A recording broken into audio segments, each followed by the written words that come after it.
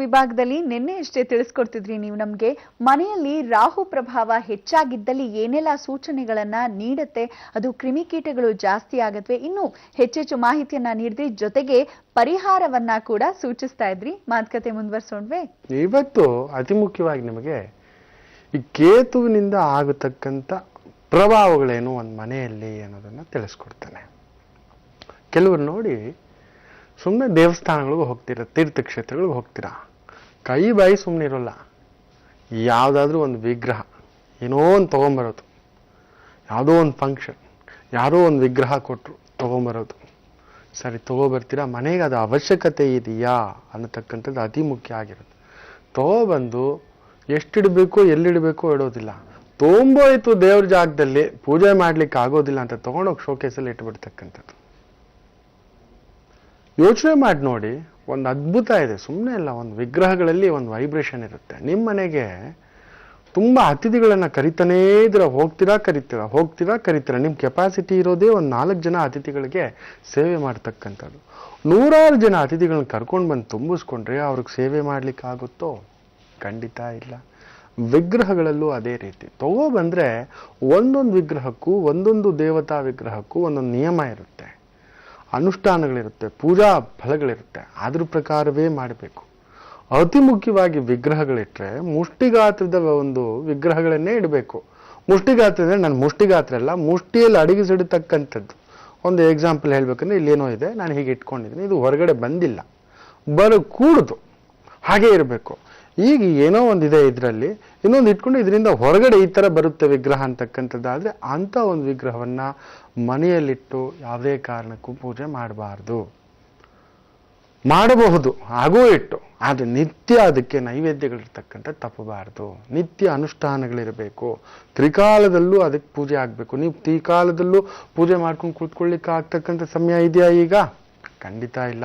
ಬೆಳಿಗ್ಗೆ ಎದ್ರೆ ನಾವು ಯಾವಾಗ ರಿಟರ್ನ್ ಮನೆಗೆ ಬರ್ತೀವೋ ನಮಗೇ ಗೊತ್ತಿಲ್ಲ. ಆ ಮಟ್ಟದ ಕೆಲಸ ಕಾರ್ಯ ಜವಾಬ್ದಾರಿಗಳಲ್ಲಿರ್ತಕ್ಕಂಥ ವ್ಯಕ್ತಿತ್ವ ನಮ್ಮದು. ಕೇತು ಪ್ರಭಾವ ಅಂದರೆ ಹೀಗೇನೆ. ಏನಾಗುತ್ತೆ ಗೊತ್ತಾ? ಮನೆಯಲ್ಲಿ ಸಣ್ಣ ಪುಟ್ಟ ವಿಚಾರಗಳಿಗೆ ವಿಸ್ಫೋಟ, ಸಣ್ಣ ಪುಟ್ಟ ವಿಚಾರಗಳಿಗೆ ವೈರಾಗ್ಯ, ಸಣ್ಣ ಪುಟ್ಟ ವಿಚಾರಗಳಿಗೆ ನಾನು ಆಗಲೇ ಹೇಳಿದೆ ಜ್ಯೇಷ್ಠಾದೇವಿಯ ಪ್ರಭಾವ ಅಂತ. ಕೇತು ಪ್ರಭಾವವು ಅದೇ ಆಗುತ್ತೆ. ಧೂಳು ತುಂಬುತ್ತೆ, ವೈರಾಗ್ಯ ತುಂಬುತ್ತೆ, ಸನ್ಯಾಸ ಭಾವ ತುಂಬುತ್ತೆ.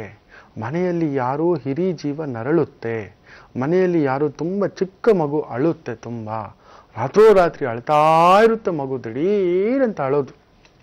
ನಿಮಗೂ ತುಂಬ ಒತ್ತರಿಸಿ ಬರತಕ್ಕಂಥ ಭಾವ.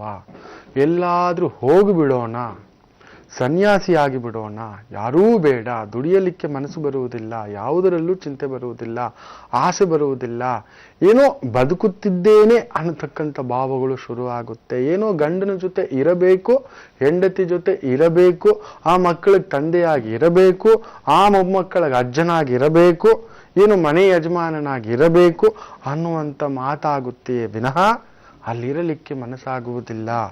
ಗಂಡ ಒಂದು ಕಡೆ ಯಾವುದೋ ಹಳ್ಳಿನಲ್ಲಿ ಏನೋ ಕೆಲಸ ಮಾಡಿಕೊಂಡು ಅಲ್ಲಿ ನಿಂತು ಬಿಟ್ಟಿದ್ದಾರೆ, ಹೆಂಡತಿ ಒಬ್ಬರೇ ಇದ್ದಾರೆ, ಯಾವಾಗಲೂ 15 ದಿನಕ್ಕೆ ಬರ್ತಾರೆ, ಆಯ್ತಪ್ಪ ಬಿಡಪ್ಪ ಬರ್ತಾರೆ ಆಗ ನೋಡ ಅಷ್ಟೇ. ಬಂದು 2 ದಿನ ಚೆನ್ನಾಗಿರ್ತಾರೆ, 3ನೇ ದಿನ ಏನೋ ಅಂತಃಕಲಹಗಳು ಶುರು ಆಗ್ತಕ್ಕಂಥದ್ದು. ಇವುಗಳೆಲ್ಲ ಪ್ರಭಾವಗಳು ಈ ಒಂದು ವಿಗ್ರಹಗಳಿಂದ ಆಗ್ತಕ್ಕಂಥದ್ದಾಗುತ್ತೆ.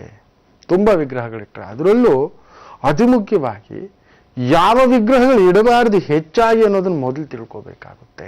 ಮನೆ ಅಂದ ತಕ್ಷಣ ತುಂಬ ಉಗ್ರವಾದ ದೇವರ ವಿಗ್ರಹಗಳನ್ನು ಇಡಬಾರ್ದು. ಯಾರೋ ಕೊಟ್ಟರು ಚಾಮುಂಡೇಶ್ವರಿ ಸ್ವಾಮಿ ಹುಲಿ ಮೇಲೆ ಎಷ್ಟು ಆನಂದವಾಗಿ ದಿವ್ಯವಾಗಿ ತ್ರಿಶೂಲ ತಗೊಂಡು ಚುಸ್ತಾ ಇದ್ದಾಳೆ, ಆಹಾ. ಪಕ್ಕದಲ್ಲಿ ಒಂದು ಸೂಜಿ ಇಲ್ಲ ಚೂಪಾದ ಕತ್ತಿಯನ್ನು ಇಲ್ಲಿ ಇಟ್ಕೋಬಿಟ್ಟು ನೀವು ಕೆಲಸ ಮಾಡಿ ನೋಡಿ, ಬೈ ಮಿಸ್ಟೇಕ್ ಈಗ ಅಂತ ಇದ್ರೆ ಚಕ್ ಅಂತ ಚುಚ್ಚುತ್ತೆ, ಹೌದಲ್ವೋ? ಏನೋ ತುಂಬ ಬೆಂಕಿ ಇಟ್ಕೊಳ್ಳಿ, ಕರೆಂಟ್ ಶಾಕ್ ಹೊಡಿತಕ್ಕಂಥದ್ದು ಇಟ್ಕೊಳ್ಳಿ, ಈಗೇನೋ ಮಾಡ್ತಾ ಕಂಪ್ಯೂಟರ್ ಈಗ ಅನ್ಕೊಳ್ಳಿ, ಗೊತ್ತಿಲ್ಲದೆ ನೀರೇನತ್ತು ಶಾಕ್ ಹೊಡಿತಾ ಇರುತ್ತೋ ಇಲ್ವೋ? ಅದೇ ಪ್ರಭಾವವೇ. ಉಗ್ರವಾದ ದೇವರ ಒಂದು ಫೋಟೋಗಳಾಗಲಿ ವಿಗ್ರಹಗಳಾಗಲಿ, ಯಾರೋ ದುರ್ಗಾದೇವಿದ್ ಕೊಟ್ಬಿಟ್ರಂತೆ, ಕಾಳಿಕಾದೇವಿದ್ ಕೊಟ್ಬಿಟ್ರಂತೆ, ಸ್ವಾಮಿ ನಮಗೆ ಆ ಊರ ದೇವಿ ಗೊತ್ತೋ, ಅದನ್ನ ಕೊಟ್ಟಿದ್ದಾರೆ ಆ ಗುರುಗಳು, ಎಷ್ಟು ದೊಡ್ಡ ವಿಗ್ರಹ ಕೊಟ್ಬಿಟ್ಟಿದ್ದಾರೆ. ಓಹೋ, ನರಸಿಂಹಸ್ವಾಮಿದು ಇಷ್ಟು ದೊಡ್ಡ ವಿಗ್ರಹ ಇಟ್ಕೊಂಡು ಪೂಜೆ ಮಾಡ್ತೀವಿ ಗೊತ್ತೋ, ಇಷ್ಟು ದೊಡ್ಡ ಸುದರ್ಶನ ಚಕ್ರ ಇಟ್ಕೊಂಡು ಪೂಜೆ ಮಾಡ್ತೇವೆ ಗೊತ್ತೋ, ಇಷ್ಟು ದೊಡ್ಡ ಶ್ರೀಮೇರಿ ಯಂತ್ರ ಇಟ್ಕೊಂಡು ಪೂಜೆ ಮಾಡ್ತೀವಿ ಗೊತ್ತೋ? ಮಾಡೋ ಹಾಗಿಲ್ಲ. ಅದನ್ನ ಮಾಡತಕ್ಕಂಥವ್ರು ಯೋಗಿಗಳು, ಗುರುಗಳು, ತಪಸ್ವಿಗಳು, ಜ್ಞಾನಿಗಳು, ಇಲ್ಲ ದೇವಸ್ಥಾನದಲ್ಲಿ ಇಟ್ಟು ಮಾಡತಕ್ಕಂಥದ್ದು. ಅದಕ್ಕೆ ದೇವಸ್ಥಾನದಲ್ಲಿ ಅಷ್ಟು ದೊಡ್ಡ ಒಂದು ವಿಗ್ರಹಗಳಿಟ್ಟು ಪೂಜೆ ಮಾಡೋದು. ಮನೆಯಲ್ಲಿ ಇಷ್ಟೇ ಅಂತ ಒಂದು ಬಲ ಇರುತ್ತೆ, ಅಷ್ಟೇ ಹಿಡಿಬೇಕು. ಯಾವುದೇ ಮನೆ ಆಗಲಿ ಶಾಶ್ವತವಿಲ್ಲ.